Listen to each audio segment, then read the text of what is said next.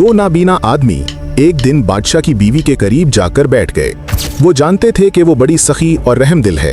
उनमें से एक दुआ करता, ऐ अल्लाह, मुझे अपने फजल से रोजी अता फरमा, जबकि दूसरा कहता, ऐ अल्लाह, मुझे बादशाह की बीवी के फजल से रोजी अता फरमा।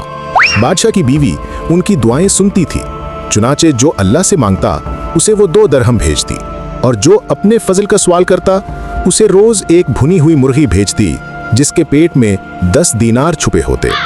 मगर अजीब बात यह हुई कि मुर्गी पाने वाला हर रोज वो मुर्गी सिर्फ 2 दरहम में अपने साथी को बेच देता, और उसे कभी खबर ना हुई कि इसके अंदर दौलत छुपी है।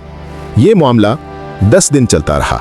फिर एक दिन बादशाह की बीवी उनके पास आई और उस शख्स से पूछा जो हमेशा उसके फजल का सवाल करता था, क्या हमारे फजल ने तुझे मालदार नहीं कर दिया? वो हैरान होकर बोला, किस मालदारी की बात कर रही हैं?